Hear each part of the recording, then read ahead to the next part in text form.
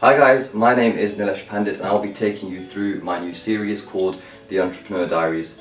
All we'll be looking at throughout the series will be how to set up a new business, the challenges that you will face while you're in business, and all key things that you need to know about running a business and ultimately setting it up, packing it down, maybe a few key hints about marketing, operations, accounts and so on. I will take you through part 1 of The Entrepreneur Diaries, which will be setting up a business and testing your market. I always say in business you've got to be very passionate about what it is that you're doing. Make sure that you know your product and make sure that you know your market.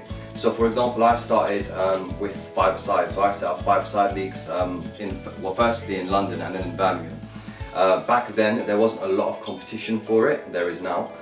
In addition to that, prices were quite high. There was about 2 or 3 in the market, and there was room for a new entrant in that time.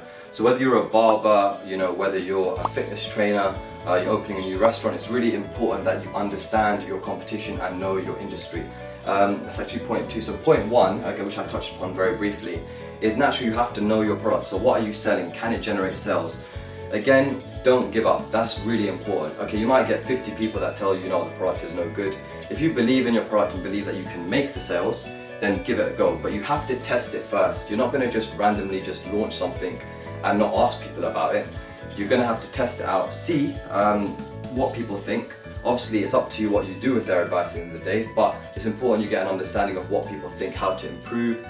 Now, this is something that I've done, but other people may not agree with this, is that I set up a website prior to going on Companies House or even setting up the business. That, in my opinion, is really important. You need a website to see if it's going to generate any type of traffic, to see what people think about it, your branding and logo. I personally would set that up first. The website is what people are going to be looking at. That is where ultimately you're going to be getting your customers in. If your website isn't good, then I don't believe you're going to be making a lot of sales. So I would really test it out, get it up and running and really test the waters out. Maybe just do like a £10-20 Google campaign, which we'll go through in the later series, and just see what response you get and everything like that. So first thing, before you even set up a business, like I said, is test your market. Moving on, forming your company. This is really important. So let's say you've tested your market, you're happy with actually moving forward. The next step means that you're ultimately going to be self-employed, okay? There are a lot of privileges of being self-employed, but just be prepared to work very, very hard. That's what I'm going to tell you from the off. It's a 24/7 thing. The work you put in is what you're gonna get out. So don't think you can become an overnight millionaire in a night. Some Instagram famous people do that and they get very lucky, but most business people will tell you that could take a year, couple of years, 10 years, and so on. So just know what you're getting yourself into. Obviously, gov.uk, that is where you ultimately register your company. In the next series, I will walk you through the website and actually going through the registration of it, okay? But you have to go to gov.uk, set yourself up, get it all started. You'll then get a registration certificate which will allow you to go forward, okay? Type of business, what business are you? So there's different types, which is a sole trader, a limited company and a partnership. So a sole trader means that that person is responsible for everything. So you're not a separate entity, your finances are intertwined, there is some accounting responsibility, but you are essentially one entity and you are responsible. A limited company is where you're limited by your liability, which means your personal finances and your company finances are completely different to one another. You have a lot more responsibility that you have to go through, which again I will go through in a later series, but you ultimately have more responsibility, so just bear that in mind. Partnerships is where you've got 2 or more. Obviously you've got divided shares or ownership. Again, there is a responsibility there, but ultimately you're going to look at that option if there's 2 or more people. Again, all of these will go through in more detail in a later series, but you need to know which one that you are. And please do not forget about your taxes. So part of the gov.uk registration, once you start making money, you're going to have to register for corporation tax. If you make over £83,000, you will have to register for VAT, okay? VAT is very important. And again, these are the basics that I'm going to talk you through, and then I will go through each of these later on in the series, okay? How to get started. So we touched upon website first, but obviously if you've got a website and no email, pointless. You need to have an email address and you need to have a phone number. If you are diverting your phone to a mobile number, please make sure that your voicemail reflects the business. If you're answering it out and about in the open, just think about the professionality and how it looks. Personally, I would have a normal landline and a mobile number and only really need to divert if necessary, I wouldn't really do that because you don't look professional if you're picking up the phone and you've got horns blaring in the background. Banking, how are you going to get paid? A lot of people forget about this. Set up your banking first. Whatever it might be, set it up. That's your registration certificate. They'll ask for your address and things like that.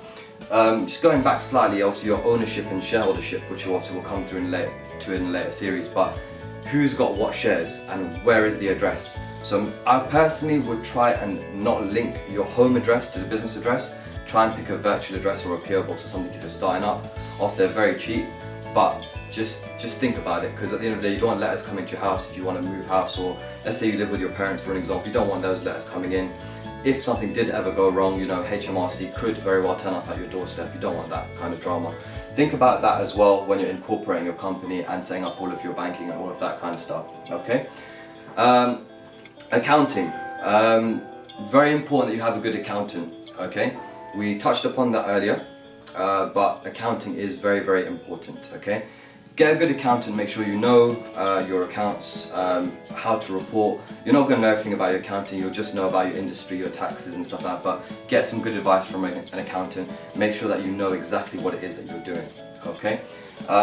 Marketing, again, marketing is very, very important because you've got to get your brand out there. So again, there are different forms. So pay-per-click, PPC is the short phrase, Google, okay? Facebook and Instagram marketing. You have got Bing. You've also got traditional things like leaflets. There's so many different forms of marketing, but make sure you have enough money to do it. Don't blow your load on marketing and then think that you're going to get results instantly. As a new business, you need to be very smart and very tactical about what marketing it is that you're going to be doing. Okay, so just be very careful and think about where it is that you want to do it. Do you want to promote your page likes, or do you want PPC, people coming from Google? YouTube as well, there's ways to do it. Subscribers, it depends where you're at. Again, going back, obviously we're in the sports and leisure industry. My business is generally in sports and leisure. We find Google PPC people are searching for pitch hire or five-side leagues more than Facebook. Facebook could be maybe geared for the younger market potentially. You might think that. That's how our research has shown it, but you need to learn and understand your mistakes before you know which one is going to be, top priority for you. Branding, logo, image, again, needs to tie in with your website. Think about your letterheads, the letters that you're sending out. Think about, all the things tying in with your website and how the image that you want to portray. Is it a fun website? Think about the colors associated with that. Is it a professional website? Is it a sporting website? Think about the colors and the branding.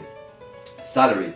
This is really important because a lot of people don't actually pay themselves, and then you're going to think, well, how am I going to be sustainable? I made that mistake. I didn't actually pay myself at the beginning. So whether I was making, essentially, I wasn't actually getting any money. I had to figure out a way to do it. But just remember there are tax brackets with your salary that you can make sure that you don't actually have to pay income tax and so on. So there are different thresholds for income, which relates to your salary, which again I'll go through later. But just think about what you want to pay yourself to make sure that you can live.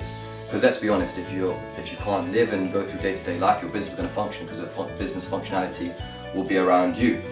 One thing that's not on this side is operations. Think about the long term. I always try and think 5 years ahead. It's difficult, but think about your staffing. You don't want to always just be the person and the front person behind the business. There's going to be a time where you're going to need to step back. And all of those will tie in, and you need to hand that over comfortably to another person. Okay, so just think about that and think how you want to progress, and think about the longevity of the business. Again, thank you so much for watching Series 1. This is a very, very brief introduction about what we're going to be going through and kind of how it is to kind of test the waters and start dipping into business. I hope you found it productive. You can follow me at Nilesh Pandit Den, or you can subscribe to our YouTube channel, and obviously that link I will post at the bottom of this page. We are on Facebook as well, The Entrepreneur Diaries, and again, hope to see you soon. Feel free to ask me any questions that you want. Thank you.